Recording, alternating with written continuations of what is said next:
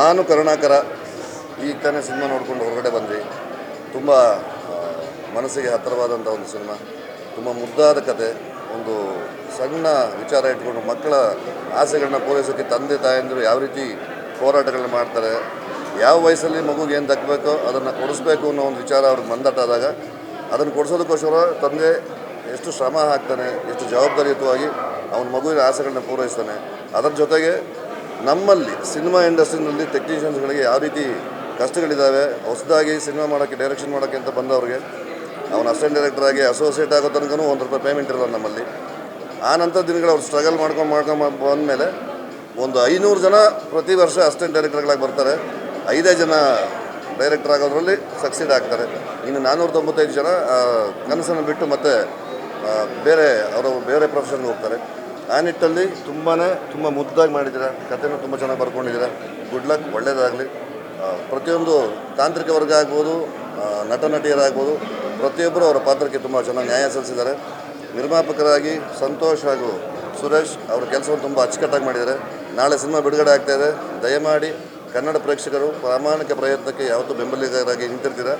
ನಿಮ್ಮ ಸಹಕಾರ ನಮ್ಮ ಮೇಲೆ ಇರಲಿ ಅಂತ ಹಾರೈಸ್ತೀನಿ. Thank you. ಇವರೆಲ್ಲ ಹೇಳ್ದ ಹಾಗೆ ನಾನು ಅದಕ್ಕೆ ಖಂಡಿತವಾಗೂ ಒಪ್ಕೋತೀನಿ. ಇವರ ಶ್ರಮಕ್ಕಾಗ್ಬೋದು ಮತ್ತು ಕತೆ ಅಷ್ಟೇ ರಿಯಾಲಿಟಿಯಲ್ಲಿ ಇದೆ ಅಂತ ಹೇಳ್ತೀನಿ. ತುಂಬ ನೈಜವಾಗಿ ಎಲ್ಲೂ ಗ್ಲಾಮರ್ ಅಂದರೆ ತುಂಬ ಗ್ಲೋರಿಯಾಗೇನೋ ಮಾಡಿ ಏನೋ ಒಂಥರ ಆ ಥರ ತೋರಿಸೋದು ಆ ಥರ ಇಲ್ಲ. ಆ್ಯಂಡ್ ಆಲ್ಸೋ ತುಂಬ ಸೆಂಟಿಮೆಂಟ್ಸ್ ಇದೆ. ಒಂದು ಮಿಡಲ್ ಕ್ಲಾಸ್ ಅಂತ ಅಂದಾಗ ಹಲವಾರು ಅಡಚಣೆಗಳು ತುಂಬ ಇರ್ತವೆ. ಆಸೆ ದೊಡ್ಡದಿರ್ಬೋದು ಅಥವಾ ಸಣ್ಣದೇ ಇರ್ಬೋದು, ಅದು ಪೂರೈಸೋದಕ್ಕೆ ತುಂಬ ಶ್ರಮ ಪಡಬೇಕಾಗತ್ತೆ.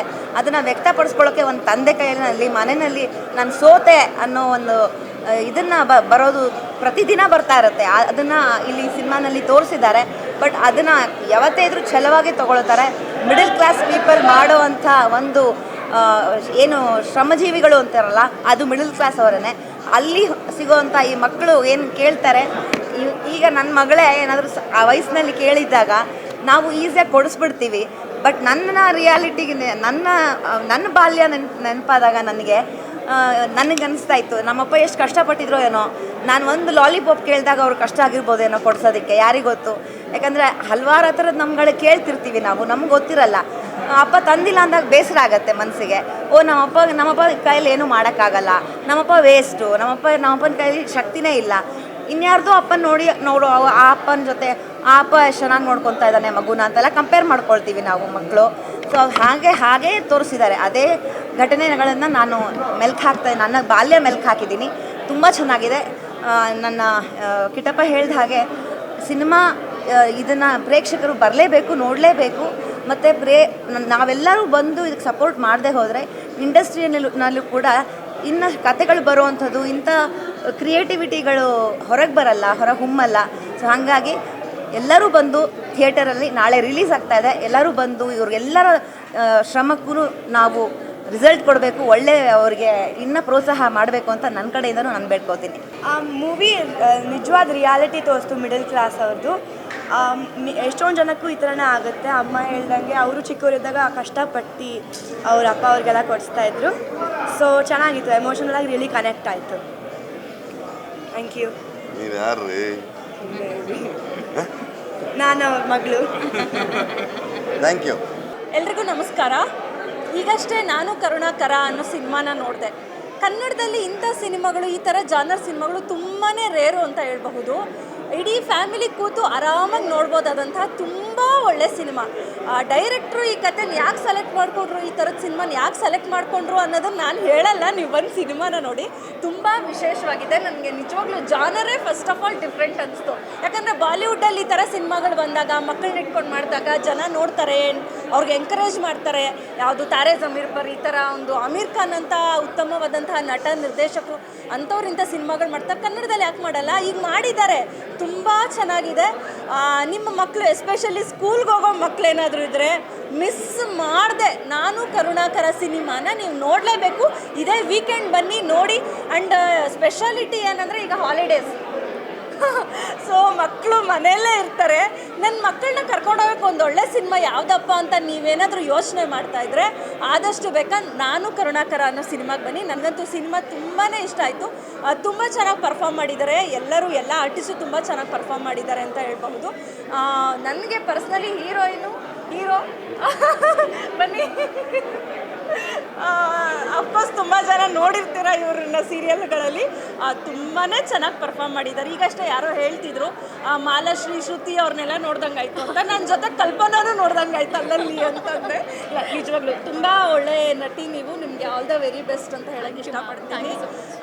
ಸೊ ಇಡೀ ಸಿನಿಮಾ ತಂಡಕ್ಕೆ ಆಲ್ ದ ವೆರಿ ಬೆಸ್ಟ್. ದಯವಿಟ್ಟು ಫ್ಯಾಮಿಲಿ ಎಲ್ಲರೂ ಸಹ ಬಂದು ಈ ಸಿನಿಮಾನ ನೋಡಿ ನೀವೇ ಎಂಜಾಯ್ ಮಾಡ್ತೀರಾ, ಖುಷಿ ಪಡ್ತೀವಿ. ಈ ಫಿಲಮು ಭಾಳ ಚೆನ್ನಾಗಿದೆ. ಈ ಫಿಲಮ್ ನೋಡಿದವರು ಖಂಡಿತ ಗಂಡ ಹೆಂಡತಿ ಯಾವತ್ತೂ ಜಗಳ ಆಡಲ್ಲ, ಅಪ್ಪ ಮಕ್ಕಳು ಅಷ್ಟೇ ಯಾವುದೇ ಕಾರಣಕ್ಕೂ ಜಗಳ ಆಡಲ್ಲ. ಆ ಥರ ಒಂದು ಮೆಸೇಜ್ ಇರೋ ಅಂಥ ಫಿಲಮು. ಇವತ್ತು ಫ್ಯಾಮಿಲಿ ಓರಿಯೆಂಟೆಡ್ ಫಿಲಮು ಭಾಳ ಕಡಿಮೆ ಆಗಿದೆ.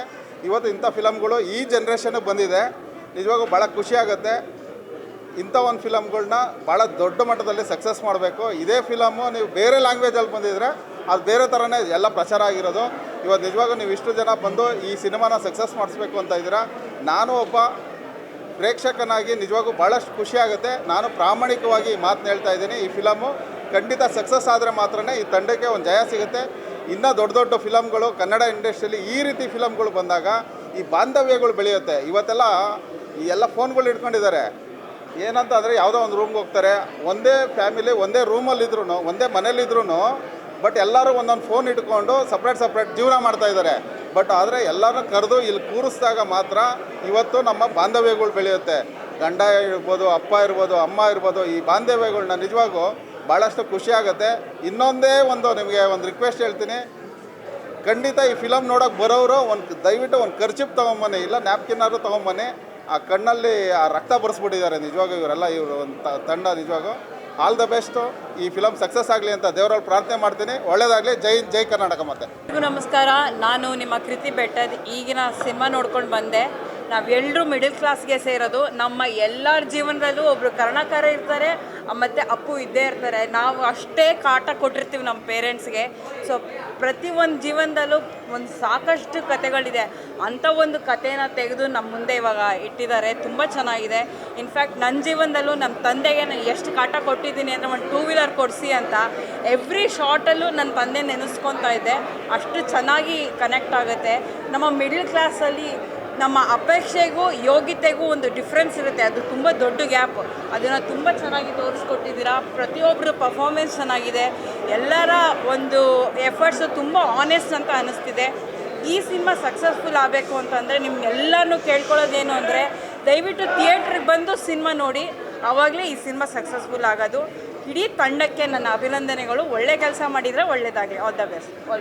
ಅಭಿನಂದನೆಗಳು. ಒಂದೊಳ್ಳೆ ಸಿನಿಮಾ ಕೊಟ್ಟಿದ್ದಾರೆ. ಯಾಕೆ ಈ ಸಿನಿಮಾ ನೋಡಬೇಕು ಅಂತೇಳಿ ಹೇಳಿದ್ರೆ ಎಮೋಷನ್.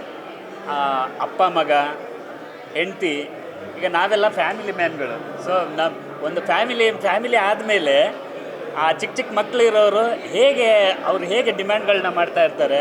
ಅದು ಎಷ್ಟು ಇಂಪಾರ್ಟೆಂಟ್ ಅಲ್ಲ, ಆ ಕ್ಷಣದಲ್ಲಿ ಅದೆಷ್ಟು ಇಂಪಾರ್ಟೆಂಟ್ ಅನ್ನೋದನ್ನು ಆ ತಂದೆ ಆದವನಿಗೆ ಗೊತ್ತಿರುತ್ತದೆ. ಸೊ ಅದನ್ನು ಕೊಡಿಸೋದಕ್ಕೆ ಆ ಟೈಮಲ್ಲಿ ಅವನ ಹತ್ರ ಹಣ ಇರುತ್ತೋ ಇಲ್ವೋ ಅದೆಲ್ಲ ನೆಕ್ಸ್ಟ್ ಅದು. ಸೊ ಆ ಕ್ಷಣ ಕಳೆದ ಮೇಲೆ ಆಗುವಂಥ ವೇದನೆ, ಆ ಎಮೋಷನ್ಸ್ನ ಭಾಳ ಅಚ್ಚುಕಟ್ಟಾಗಿ ನನ್ನ ಗೆಳೆಯ ಭಾಳ ಸುಂದರವಾಗಿ ಅದನ್ನು ಕಟ್ಕೊಟ್ಟಿದ್ದಾರೆ. ಅದ್ರ ಬಗ್ಗೆ 2 ಮಾತಿಲ್ಲ. ಈ ಸಿನಿಮಾ ನಿಜವಾಗ್ಲೂ ಎಲ್ಲರಿಗೂ ಕನೆಕ್ಟ್ ಆಗುತ್ತೆ ಮಾತ್ರ. ಅದಂತೂ ಪಕ್ಕ 100% ಕನೆಕ್ಟ್ ಆಗುತ್ತೆ. ನಾನು ಅಲ್ಲಲ್ಲೇ ಸ್ವಲ್ಪ ಹತ್ತುಬಿಟ್ಟೆ ನಾನು. ಈಗಲೂ ಒಂಥರ ಹೊಟ್ಟೆಲೆಲ್ಲ ಗುಡುಗುಡು ಆಗ್ತಾಯಿದೆ ಅದು. ಸೊ ಅದು ಹೇಳೋಕ್ಕಾಗ್ತಾಯಿಲ್ಲ. ಆಗ ಕಣ್ಣಲ್ಲಿ ನೀರು ಬರ್ತಾಯಿತ್ತು. ಇಂಟರ್ವಲ್ ಟೈಮಲ್ಲೂ ಒಂದು ಸ್ವಲ್ಪ ಅಳು ಬಂದುಬಿಡ್ತು.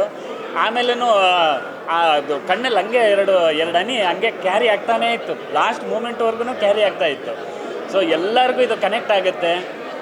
ಅಪ್ಪ ಆಗಿರೋರ್ಗೂ ಕನೆಕ್ಟ್ ಆಗುತ್ತೆ, ಅವರು ಅಜ್ಜ ಆಗಿರೋರ್ಗೂ ಕನೆಕ್ಟ್ ಆಗುತ್ತೆ, ಎಲ್ಲರಿಗೂ ಕನೆಕ್ಟ್ ಆಗುತ್ತೆ. ಇಡೀ ತಂಡಕ್ಕೆ ನನ್ನ ಕಡೆಯಿಂದ ಆಲ್ ದ ಬೆಸ್ಟ್ ಅಂತ ಹೇಳ್ತೀನಿ. ಒಳ್ಳೆಯದಾಗಲಿ. ನಾಳೆ ರಿಲೀಸ್ ಇದೆ.